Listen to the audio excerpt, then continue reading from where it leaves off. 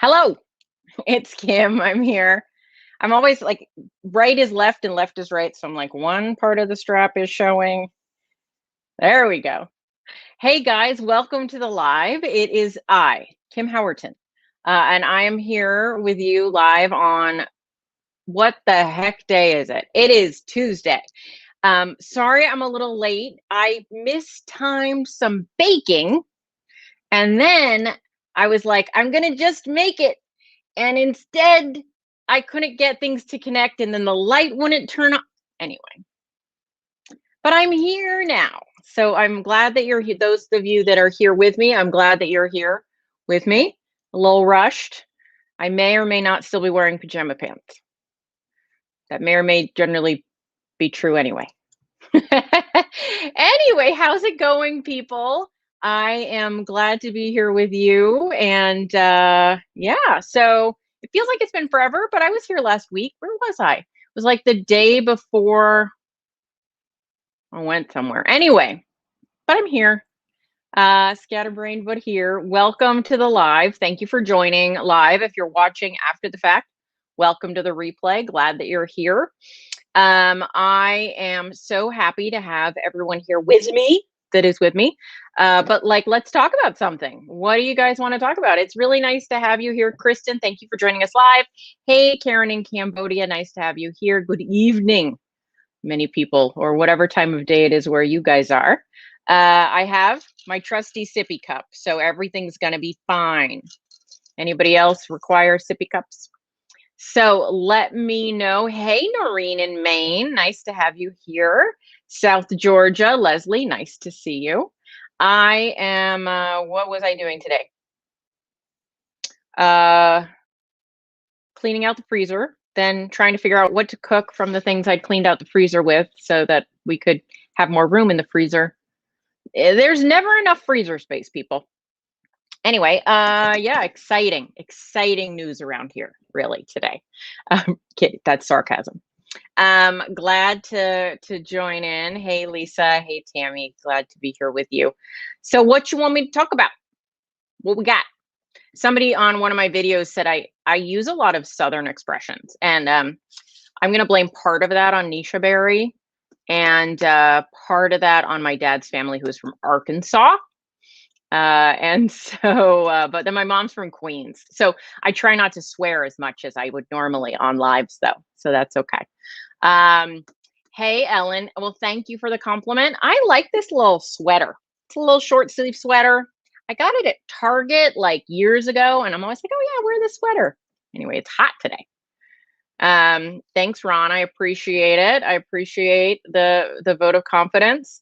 Today I said to somebody, I was talking about like different people in different age groups, and I said I was saying, well, Nisha Berry can pass it for in her 20s, and I was like, I'm definitely in my 40s. So, and they were very kind. They said, no, you can pass for your 30s too. And I was like, I'm not sure, but thank you for the compliment. Anyway, Lashana Tov, Nancy, nice to have you here. I'm gonna say that it is indeed a good time of year. All right, Ada, 106 there. Thank you. I'm a little toasty. And I, of course, just had the oven on because I'm brilliant and I turned the oven on a hot day. Anyway. So what have I been thinking about? Let's talk about that. Oh, I put the protein cheesecake up on I made a YouTube video. So if you look on this channel on Facebook or on YouTube, either one, I put a link on. So by the way, this live pulls in questions from both Facebook and YouTube so that I can be in two places at once, depending on your personal preference. And so it's on YouTube and you can find it. It's called Protein Cheesecake. And it's on Facebook. There's a link to the YouTube video. It's just a 6-minute video. And really, honestly, 5 of those minutes is me telling you things like, don't expect this to be fancy cheesecake. This is regular, just everyday cheesecake. Everyday cheesecake. Should that be a thing? Everyday cheesecake. Anyway, things like that. So Nancy says the Kugel with spaghetti squash was phenomenal. Good. I saw Nancy was it a week ago? A week ago? And we talked about how to make a good Kugel. So traditional Kugel, for those non-Jews among you, or I guess I guess other people can eat it. You might recognize it as a noodle casserole, but it's a very specific type of noodle casserole. It's usually sweet. It usually uses egg noodles, and then things like cottage cheese or some type of cheesy thing, but like a creamy cheese. And then you usually it's got cinnamon and raisins in it. It's a sweet, it's like bread pudding. It's very much like bread pudding, but made with noodles. But some people also can do a savory version, and so that's possible. But it's like noodle bread pudding. And so I assume that would be because in part we aren't supposed to eat leavened bread. I'm wondering. Anyway, I don't know the history of Kugel, to be perfectly honest. I just know that my this is a feature of the heritage that it's one of the best dishes because it's full of carbs. But some people have tried making it with miracle noodles or things like spaghetti squash. There we go. So Leslie says she's a Jew in South Georgia. So Leslie meet Nancy. Nancy meet Leslie. Find each other in the comment thread because Leslie would like the recipe. I'm bringing people together. Nancy says, my Kugel was high protein, 12 eggs, cottage cheese, cream cheese, spaghetti squash, stevia glycerate, and a bit of allulose. Yes, Nancy and I discussed that we are both fans, and we learned this, I believe, both from Maria Emmerich, that stevia glycerate, super useful. It's just you get a little jar of stevia glycerate. It's stevia mixed with glycerin, so it's thicker because glycerin is sort of silky and thicker, and it's not bitter like most stevia. And if you add a few drops or a half a teaspoon to sweet recipes, the stevia glycerate balances the flavor with the erythritol or other sweetener so that you have a more balanced sweetness. Because one of the problems with a lot of keto sweeteners compared to using sugar, well, the good part is you won't have metabolic disaster.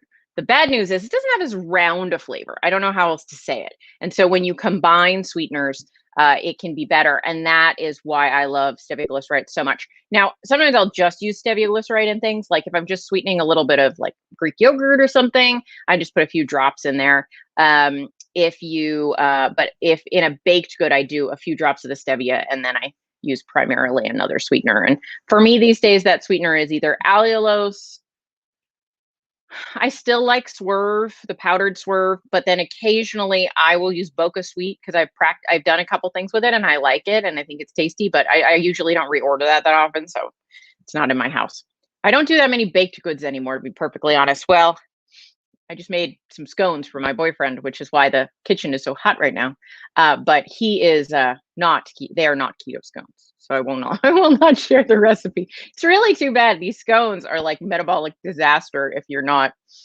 It's like all the things you should not put in a recipe. It's like butter, flour, heavy cream. It's like how can we cause as much metabolic disaster as possible? But he's very active and his blood sugar is amazing. So he needs to eat a fair amount of calories or else he doesn't get enough fuel because he's very active. Anyway, different strokes for different folks, people. Who has a question?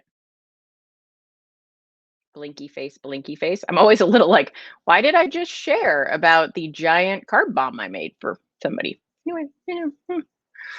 Anyway. Now that I've lost all my viewers, just kidding. So Leslie, click on, if you want to PM her, just click on her name and you'll go to her profile. Oh, on Facebook. She might not be on Facebook.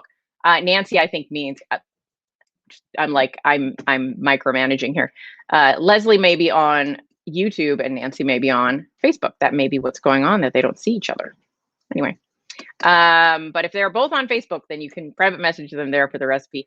If not, Nancy, you let me know. I can put you. Oh, I got it. Nancy, you can send me the link that you used and I will put it in the notes for you. How's that? I'll find it. Trish says, what do I think of valerian? Hey, Christian. What do I think of valerian to help you sleep? Quite honestly, I have not looked into it, so I do not have an educated answer. Okay, Nancy's going to send the recipe to me. I will send it to Leslie when I find you. Julie. Okay, let me hear. I'll do this. Hold on. Steady. Whisper.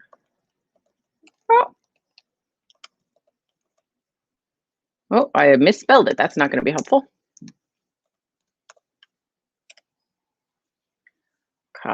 Show. There we go. Stevia glycerin. And there are two brands. One is, I think, like called Better Stevia, and the other one is Now brand. I get them on Amazon. They're very useful. I've occasionally seen them at a store, but sometimes you can't count on that. So Susan says valerian makes her edgy. All right, there you go. I do know that one of the things you do have to watch out for with melatonin is that can really mess with your sleep if you take too much. And then some people have counter regulatory issues with it, so that it does the opposite of what it's supposed to do. So it makes you wired instead of tired, and that's not good. So I don't, supplementing is very, very challenging with a lot of these things, which is why I don't mess around with much of it beyond the basics. Okay. Oh, I commented both as myself and my profile. Well, how about that? So, all right, let's see. Hide. My keto customer's dad was diagnosed with stage 3 renal failure. Doctors blaming keto. Ugh, any thoughts? Well, that's unfortunate. My thought is that the damage probably occurred prior to their keto experience. Keto has not been found, as far as I know at all, to be in any way damaging to the kidneys. In fact, it can be very helpful for the kidneys. Now, even a high protein diet, which keto generally is not considered a high protein diet, but even if you're eating high protein keto, it's generally not considered in any way damaging to the kidneys. There is this sort of mythos out there that high protein diets damage the kidneys. It has been found to be incorrect.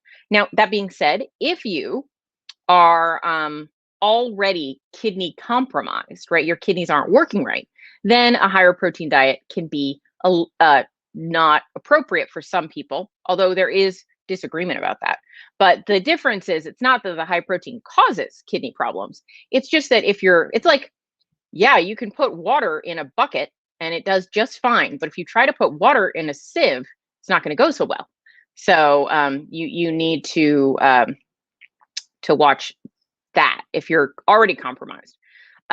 Christian, what I would probably say is, this is a bit challenging because if it's your customer's dad, potentially the issue is that dad is probably in an older age category.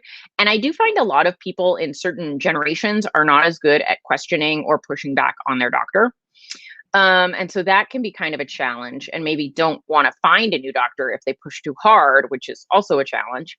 And then you kind of run into those sorts of issues. But in terms of what I would usually do, I would say to said doctor, if someone was making an assertion like, I think it's keto that has caused kidney issues for you, I would say, well, that's interesting. Go with curiosity. I'd love any data you have on kidney issues and a properly formulated ketogenic diet. Blink, blink, blink, blink, because they don't have any, potentially. And if they do, we all learn something. But I would put it back in their court. That's what I do.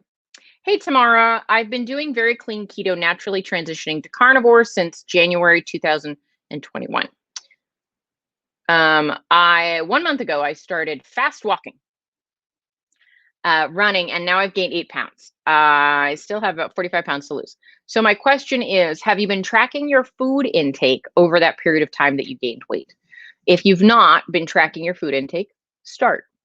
One of the things that potentially could have happened is you began exercising a lot more, and your hunger went up. Your hunger went up sort of out of balance with your additional energy needs.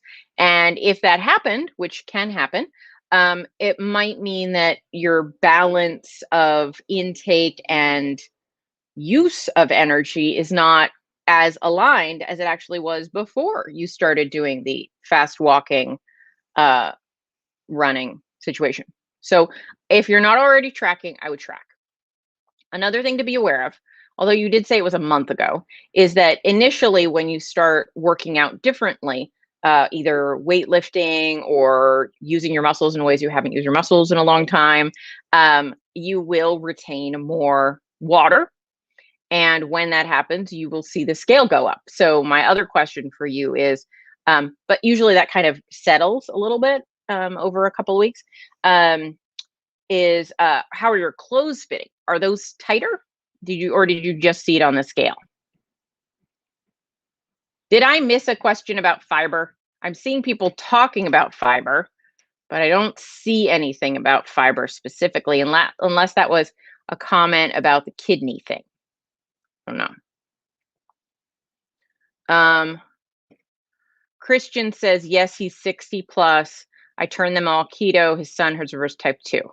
So yes, play the data card, Christian, the data card. The other thing you could do is say, okay, we won't do keto. We'll just do low carb. We'll do,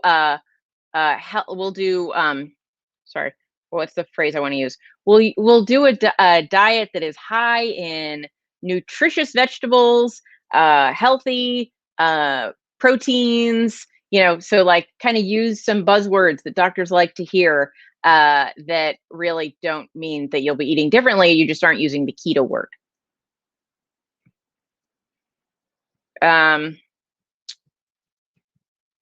Larry says, do I know a good zero sugar marinade for beef steak? What do you use?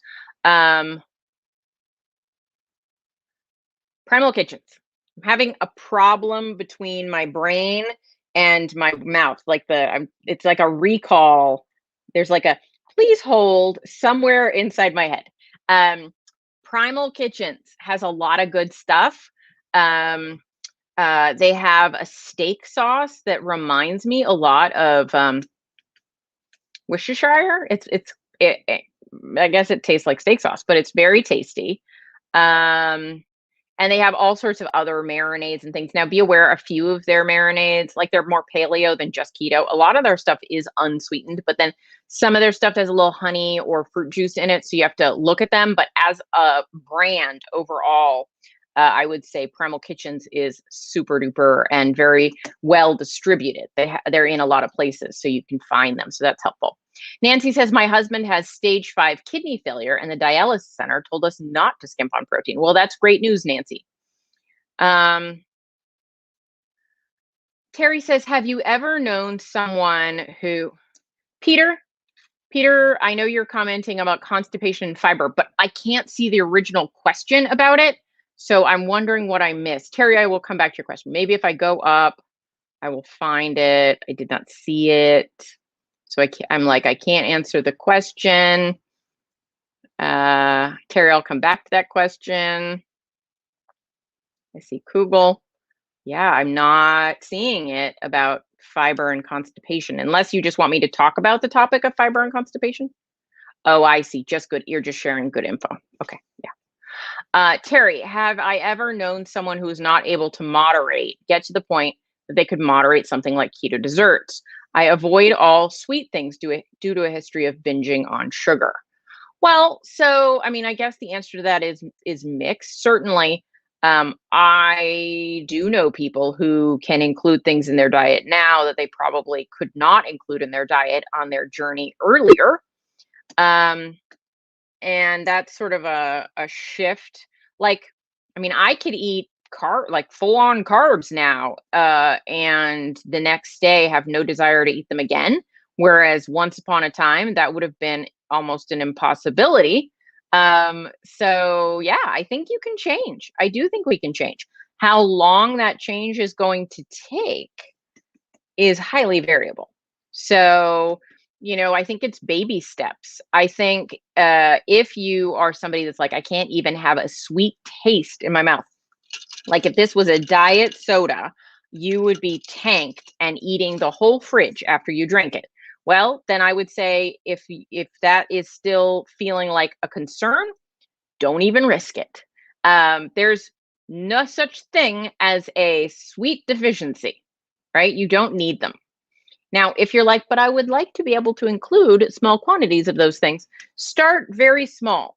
Start with single serving things that you're not going to be able to binge on, and see. So if you're like, okay, tomorrow I'm going to try a keto single serve mug cake.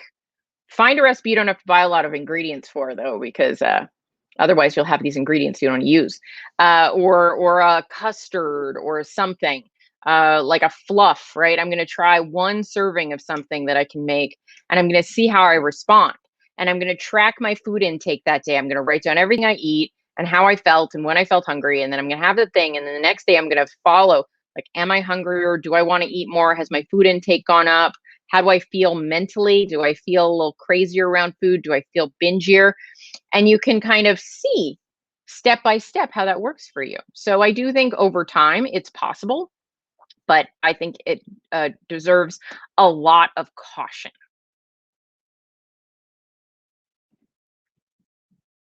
Yeah, Brandy says, I tell my doctor I eat a sugar-free whole foods diet. Right. Um, Junebug says, she loves my turtle pecan caramel recipe. Thank you so much. Appreciate that. By the way, if you mix a little bit of cream cheese into the turtle, like the caramel recipe after it's cooked, so it's cooked in caramel, but it's still warm, and you fold in some cream cheese and then fold in the nuts, it's fudge. Then like put it in a pan, it's basically fudge. So there you go. Another variation. I only do weird things like that. Mireya says, I have been on keto about 6 months. I've been feeling no energy, shaky, and sick, shaky, and anxious. There you go. Had blood drawn and it showed high levels of creatinine in my kidneys. What does that mean? So if you're eating a fair amount of protein, you might show high levels of creatinine. And in that case, it's generally not a concern. What I would say is I would look at your protein intake and see if that might be causing it. Because one of the things that can happen is you might be seeing a rise in certain blood markers. This can also be true of BUN, blood urea nitrogen, that the levels can go up just because of the extra ingested protein.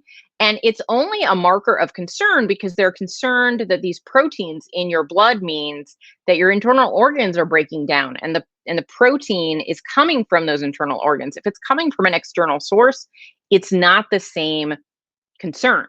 Problem is they can't tell one from the other. They can't tell why. And so you kind of can look at that and evaluate. But in terms of you feeling no energy, sick, shaky, and anxious, my thought is you may be either, well, both probably, under eating in general, energy, fat, things like that, but most likely, your electrolytes are wonky. They're off. You're not getting enough sodium, potassium, magnesium, but mostly sodium. So one of the things I would do is really look at your sodium intake, because when you say shaky, sick, like those tend to be signs of electrolyte depletion. By the way, this is a good time for me to mention that I am not a doctor, and nothing I say on this should be construed as medical advice. I'm simply telling you things that I have heard / experienced or read about. So do not, please do not take anything I say over a medical provider's advice. I cannot tell you the number of people. I'm sure I could tell you if I counted, but it's a good number of people that I've had to repeatedly tell to go to the hospital before they finally went to the hospital and found out they needed their appendix removed or something like that, because not everything is keto related.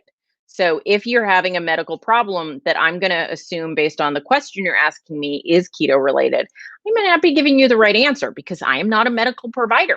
I am a coach, right? I help you have the experience you want to have. So there you go. Ellie says, where do I find your recipes? Kind of a combination of places, Ellie. I have a website, kimhowerton.com. The second one is I have a YouTube channel, which is the YouTube URL, youtube.com/kimhowerton. And then on Facebook, I post them sometimes. So all of those places. And then I do have 3 cookbooks.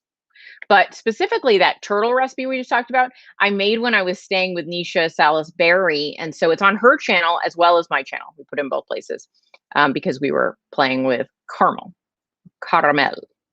Hey, Rank, nice to have you here. Hey, Susan, nice to see you. Tomorrow says, my clothes haven't changed. I've lost 26.5 inches since January. So should I be eating less or more with increased exercise in order for the scale not to go up, or put the scale away? If your clothes haven't changed, I'd say put the scale away. I'm not really concerned what number it says on the scale. If my clothes fit well, I feel well, my body looks good, I enjoy being in my body, and I'm moving towards my fitness goals, right? So if your clothes fit exactly the same and they're not only baggy clothes, I would say it's generally not body fat that you've gained. I would maybe measure, and if your measurements are the same, it's a combination of water weight, increased muscle, glycogen, and maybe some sodium. And then I wouldn't worry about it too much.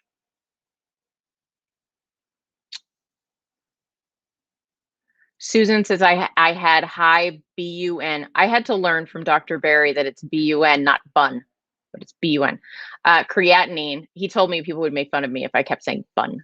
Levels on my last blood work, well, doctors. And it worried me for a minute, but the increased protein makes sense. Yeah, those are increased protein. Those can be signs of increased protein. Nancy says, Kim's turtles are the most decadent thing I have had all year. Well, that's awesome. I love that you love them. My family made them for me for New Year's Eve after cancer surgery. Such an amazing gift. Well, I'm so glad that they helped you, Nancy. Janice likes my hair. Thanks, Janice. I got it chopped a little while ago. Carolyn, Carlin, sorry about that. What information can a DEXA scan provide? So a DEXA scan, which is short for like dual X-ray something. For some reason I got this thought in my head once, and it's just stuck there, that it kind of feels like you're going through a Xerox machine. So you lay down on a table. It looks like lay down on a table. It's just a table. It's like an exam table. Lay down flat, and then they like strap your feet together usually because you have to keep your legs really tight together. So it's a little weird.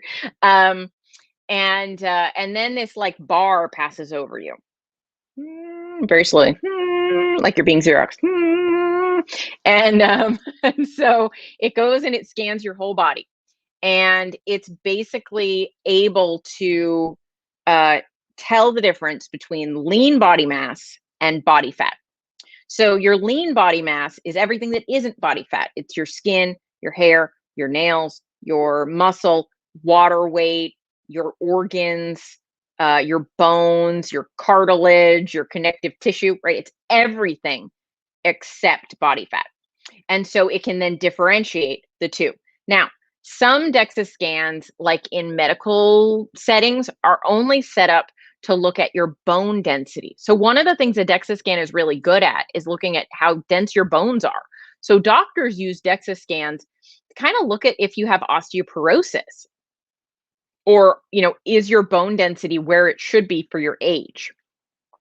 So before you pay for a DEXA scan, make sure it's one that also tells you your body composition, or else you'll feel a little cheated. So it basically breaks those things. Now, so DEXA scans are really the gold standard of being able to tell your body composition. That is how much body fat you have versus how much body you have, what percentage body fat you have.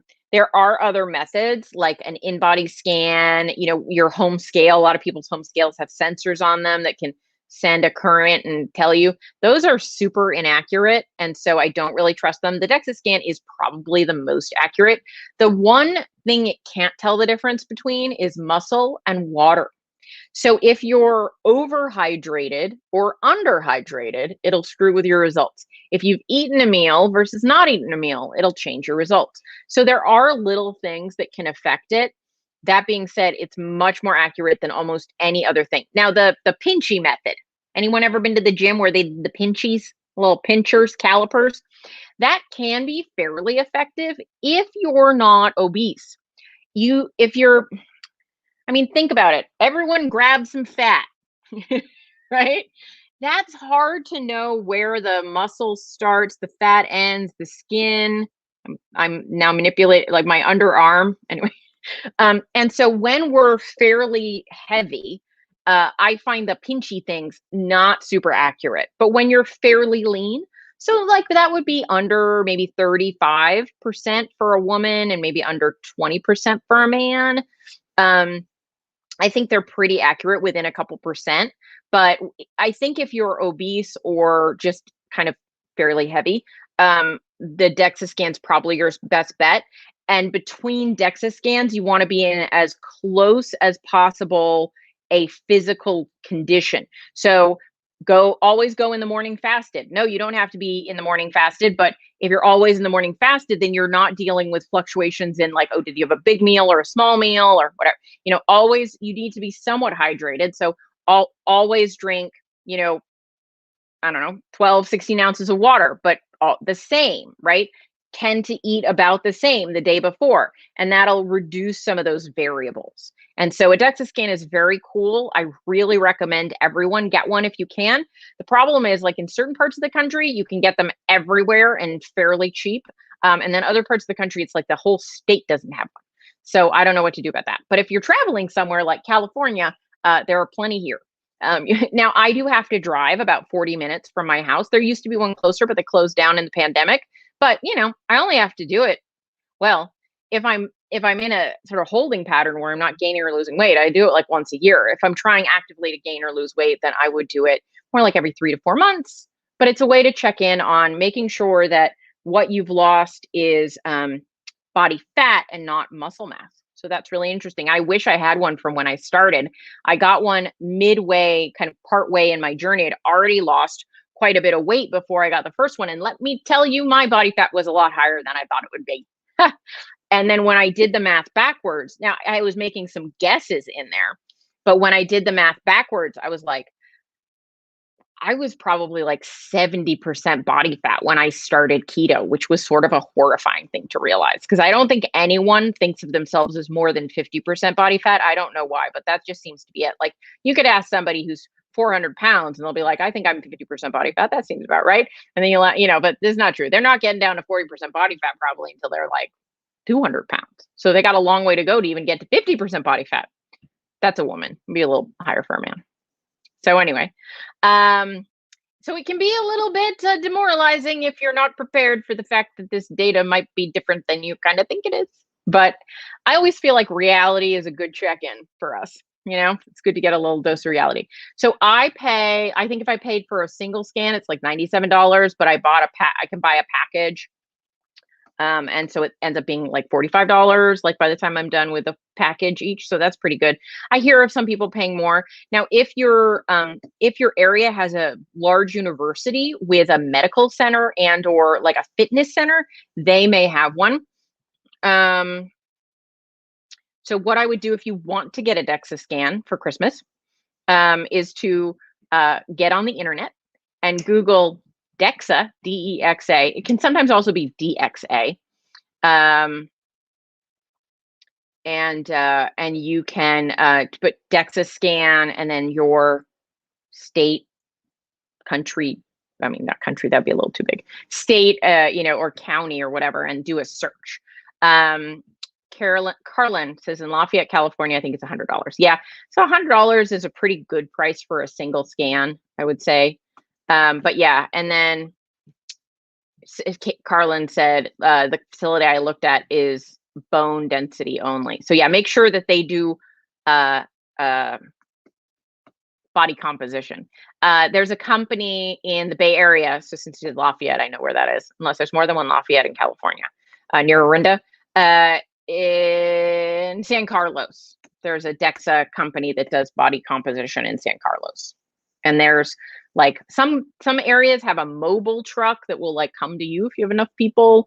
And then they're all over. But I do know there are some states where it's just like a DEXA wasteland. And in that case, you know, do it while you're on vacation, and or I would maybe the calipers.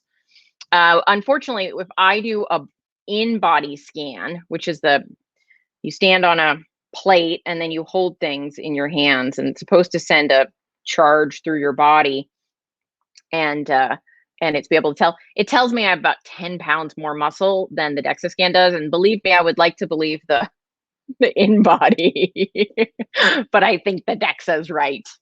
Anyway, so all right, what other questions do we have?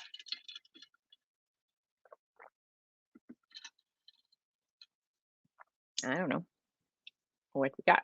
Let me think of some things to talk about.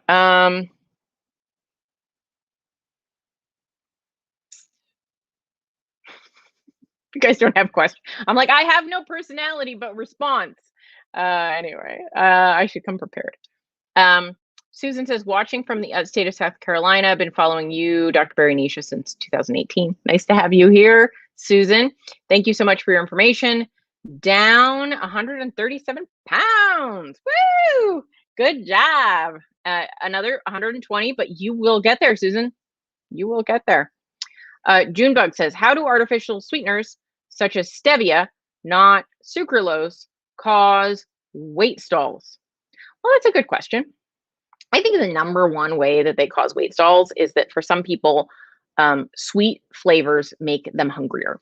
So if you psychologically react to sweet flavors, they can cause you to want more food. They increase your cravings. And then when your cravings are up, you might be able to fight off the urge to have more sweet things, but then you start delving into the pork rinds instead. And so I think the number one reason, ways that sweet things can, I don't know, I don't remember if it made that noise, Janine, but Jeannie, I was just making it up. But I thought it made some sort of noise, the thing moving. Anyway, so, I've talked with various people about sweeteners and stalls and that sort of thing. And I've had that experience myself. When I was in a long stall, I was like, well, I better cut out sweeteners. And so if you're in a long stall and you're like, well, got to do something, do 30 days without sweeteners, see what changes. I can't say that scientifically there's a reason. I've talked to Dr. Bickman. There we go. See, there's a time delay. Dr. Ben Bickman, who's a researcher, not an MD, but a very smart PhD about on insulin, right? And I've talked to him about sweeteners, and he's like, I don't think there's a physiological problem with good quality sweeteners like stevia, erythritol, allulose, things like that. He's not really concerned about them. And but we both agreed that for some people it's a psychological issue, that they cause them to be hungrier, and then you have to deal with that. So there you go. Some people are concerned about the insulin effects of certain sweeteners. And I do think it's possible that you'll get a little bit of an insulin rise from some sweeteners or sweet tastes. I don't think it's enough. This is my personal opinion. Other people will disagree with me. I don't think it's enough to cause a problem in and of itself. I think the problem is more downstream, that you get hungrier. Not everyone does. I lost my last 30 pounds using liberal sweeteners. I just ate a higher protein, lower fat approach to keto during that period, but I drank Zevias and used sweetener in my coffee and things like that. I did not do a lot of high calorie keto desserts. So it's kind of like, if you're gonna do sweeteners, you have to be aware of how much you're eating and make sure it doesn't increase your overall caloric intake. But it's always worth an experiment to see what would happen if you took sweeteners out for 30 days and saw what changed. Ellen says intermittent fasting, and there's another fasting question, so I'll combine that. Carrie says, do I work out? I didn't, then I did, then I didn't. Now I'm going to. I do think working out is totally worth it and important to do. I have started tracking my steps. I was lifting weights for a couple of months and I took a break because it got busy for a month and that turned into 6 weeks. And now it's going to turn into 8 weeks and I'm not going to let it go beyond that. And I'm going to get back to it. Working out, I think, is very important, but more than that, just being active is important.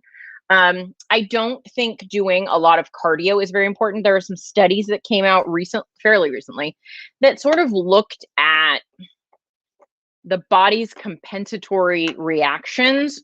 Is that redundant? The body's compensations for exercise. And so it seems like in most people, or in a lot of people, when we increase our exercise, like our treadmill, stair climber, things like that, we increase that, our non-exercise activity goes down. And then so we don't end up with a net win in terms of weight loss. Also, if we exercise way too much, I'm not at risk of this one at all, but way, way too much, our metabolic rate can actually get turned down. So we just burn fewer calories at rest, which is horrifying as a concept. So I'm a big fan of resistance training. I'm not a big fan of everlasting forever cardio, but I am a fan of resistance training and activity steps. Larry says, how often do I fast? So I'm pulling Ellen's question in with this one. I don't fast that often. I intermittent fast. I don't eat while I'm sleeping, and I don't eat late at night, and I don't eat early in the morning. So I have an overnight fast with a little bit of room on either side. I eat 3 meals a day most of the time now. Now, for years on keto, I ate 2 meals a day. Now I eat 3 meals a day. I like it a lot. I'm going to keep doing it until shown otherwise. And I am not personally a big fan of OMAD. That being said, if it's working for you, I'm a fan for it. You got to do what works for you. One of the limiting factors of OMAD is if you're somebody that can't eat a lot of food in one meal, like you get full too fast, and you try to OMAD, I find people tend to undereat. Now, I do tend to see that men seem to be better at eating one giant meal than women. I think most women, probably 2 meals is easier. That's a vast oversimplification, and there can be variation between people. I know Megan Ramos does talk about the fact that she sees a lot of people have more weight loss success on 2 meals necessarily than 1 meal. But again, whatever works for you is what I think you should do. I tend to find there are 2 camps. That's 4 when I have 2 camps. The less fat, higher protein people are like, no, I don't really fast. And the more fat, less protein, still enough, but less, tend to fast more. Just 2 different groups of people approaching things in different ways. And I tend to fall in the less fat, more protein group rather than fasting to get results. Peggy says, can triglycerides be too low? My last blood draw was 46. I mean, theoretically, your triglycerides could get too low, but 46 isn't there. I think some endurance athletes who are also low carb might see triglycerides in the 20s. And I think the issue is that some of the cholesterol calculations they do don't work anymore when your triglycerides go below a certain point. But for the most part, if there's a reason your triglycerides are that low, it's not a problem. And I think 50-ish is very healthy. Chris says, do I have experience helping women lose lipodemic fat? Some of my clients have lipedema, but it's not an area I specialize in. Katrina, what is Katrina's last name? There's a woman named Katrina who is with Ketogenic Success. She's a coach. She has lipedema. She's a good resource. There's also a woman named Catherine Seo, S-E-O, first name Catherine with a C. She does things on lipedema. I have an interview with Siobhan Huggins coming out in a week on my podcast. She was recently diagnosed with lipedema, and we discuss it on the podcast, but it's not my specialty specifically. Kevin says, how can someone, there were questions that hold on. I accidentally put one up on the screen. Sorry about that. Let me see if I can. Susan says, how much have I lost now? I'm about 90 pounds down at this point, Susan. Carlin says that triglycerides can vary from day to day. Yes, they absolutely can. Pam says, I keep thinking I will get going and then I eat carbs. I'm so bad I need a coach. Pam, I have a program starting in a couple of weeks, Keto Unstuck. Keep an eye out for it, but we'll do group coaching.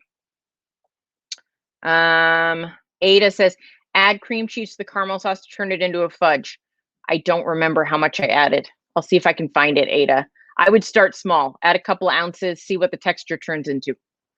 That's how it was literally an experiment and it worked really well, but I don't remember how much I put in, but it was not a whole block or anything. It was probably somewhere between 2 and 4 ounces.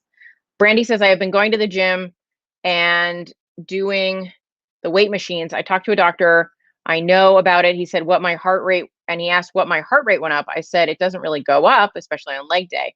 He said, if it wasn't getting my heart rate up to at least 160 to 180, then I'm wasting my time.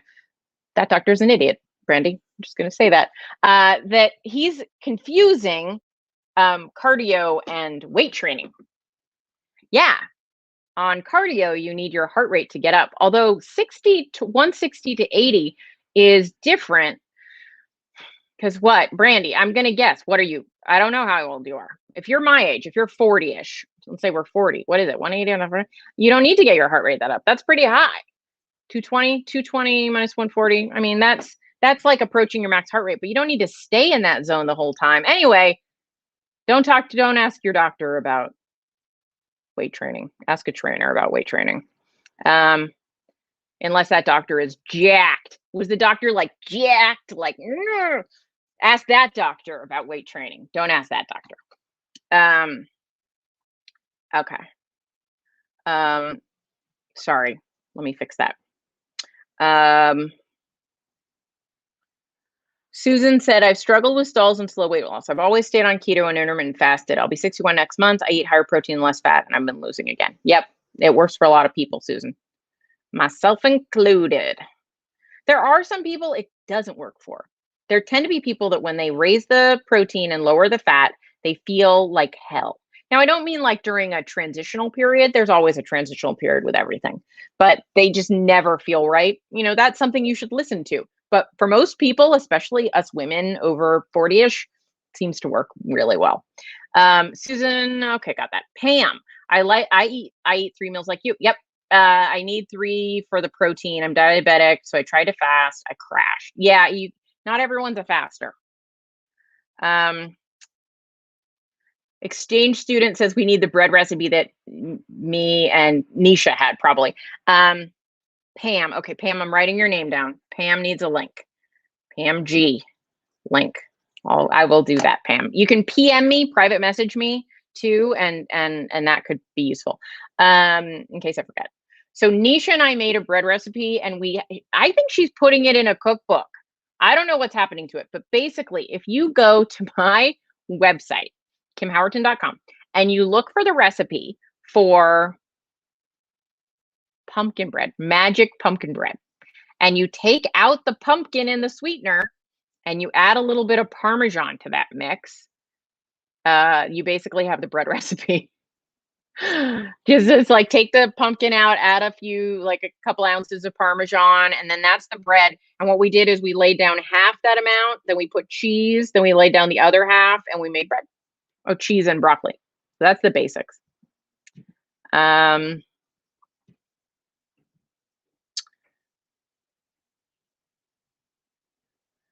Larry backs me up that doctor is a moron. Brandy said, thank you. That is what I thought. Of course, we talked, he was eating a bowl of almond butter. Okay. All righty then. Kevin says, what's my thoughts on canned pumpkin? I think canned pumpkin is great. It's fairly low carb. It's useful in recipes. Make sure it's not pumpkin pie filling because that has sugar in it. Just canned pumpkin. Totally fine. Pumpkin spice.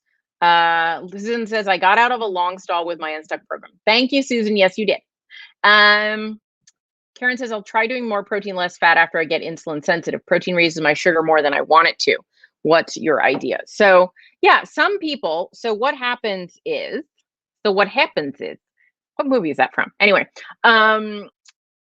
if you have become so insulin resistant that your alpha cells in your pancreas, which produce glucagon, have become insulin resistant. So the way that you maintain a stable blood sugar is a balance between insulin and glucagon, which comes from your pancreas. Did I say liver?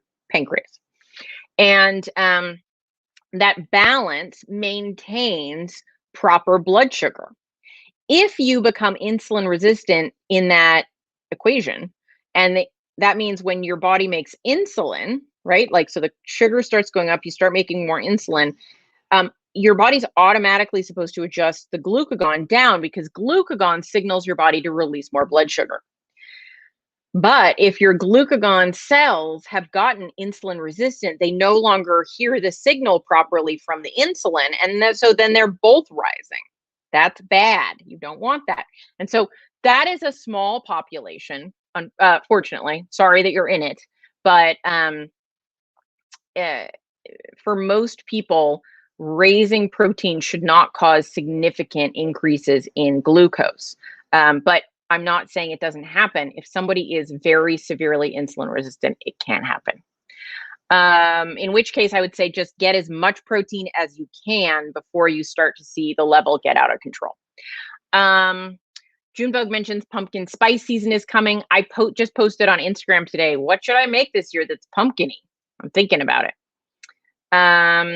Larry said, you only do the basic supplements. What do I consider basic? So right now I supplement electrolytes. I use Element or Relight every day, which has some magnesium and potassium and a good amount of sodium. I do that. I do vitamin D3, K2. I do some magnesium, either threonate or glycinate at night. It's good for relaxing and sleeping. Those are my basics. I used to do iodine. I'm on and off with that one, depending on really how I feel and if I remember. Every once in a while, I get into a habit where I start taking a good multivitamin again, which is called, the brand I use is Thorne, Thorne. There's an E at the end. They're expensive and you have to take a lot of them because if you're taking a multivitamin, here's a PSA. If you're taking a multivitamin and it's not 5 to 7 pills, your multivitamin is garbage. You can't get all the things that should be in a multivitamin in 1 or 2 pills. It's got to be a lot of pills. I don't like taking a lot of pills. So there you go. I've recently considered supplementing collagen, maybe some for glycine. And then I'm looking into some more like fancy supplements to take potentially as an experiment, but those are not things I consider basics. So those were the basics. K2, MK4, or MK7. So the K2 I have is Thorne, and I think it's a mix of both MK4 and MK7. I've talked to Ken Berry about this several times.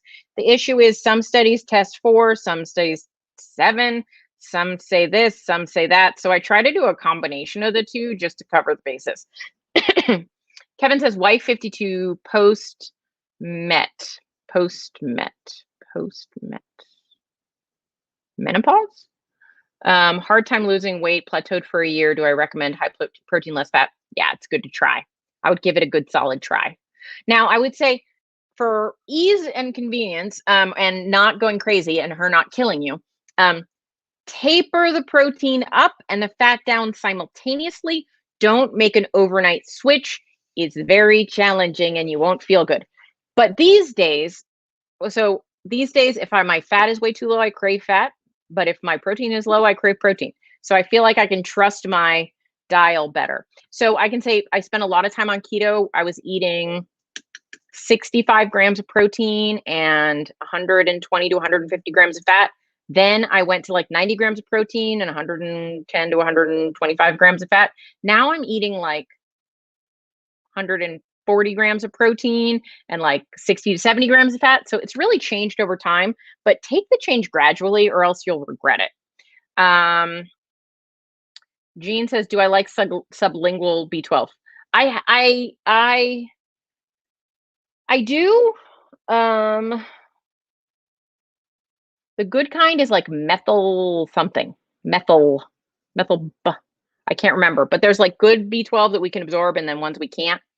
But for B12, if you eat a lot of protein, a lot of beef, I should say, or bison, red meat, you should be getting enough B12. And if you're not getting enough B12, that is, in my opinion, an indication that you have some gut issues to deal with. What happened was I always had really low B12, even though I ate a very high meat diet. And I then spent some time working on my gut. I went carnivore for a while. I supplemented with more collagen, bone broth, things like that. And my gut got better and my vitamin absorption went way up.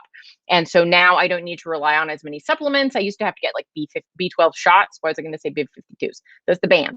B12 shots and stuff like that I don't need anymore because there you go, John. Methylcobalamin. I did not say that right, but he wrote it down. So yeah.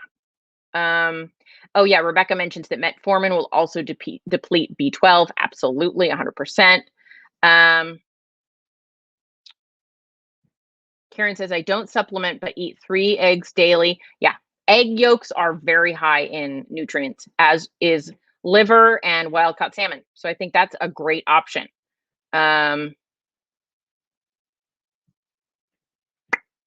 Yeah, I think if you eat a careful diet, you don't even need most supplements. I do think maybe magnesium is good because most of our planet seems to be depleted in magnesium, and the magnesium we would get because the ground sources had magnesium in it, and then if that's depleted, yada, yada, yada. But for the most part, I don't think we need a lot of vitamins. I think if you spend a lot of time in the sun, you get plenty of vitamin D, and you don't need D3. I'm just a pale woman who does not spend enough time in the sun, and so sometimes I supplement that. So yeah, I think for the most part, we don't need a lot of additives if we pay careful attention to our diet. Now, that being said, if you eat a really crappy keto diet, because it can happen with a lot of keto junk food, it displaces good nutrition. Or if you're a chronic undereater, the only place we get nutrients, well, for the most part, is from our food. If you're chronically undereating or eating in ways that do not optimize nutrients, you're gonna need more things like that. So anyway, Larry says, love you, Ken and Nisha. Thank you so much. Down 50 pounds over 3 years, off all meds. Love that you did that.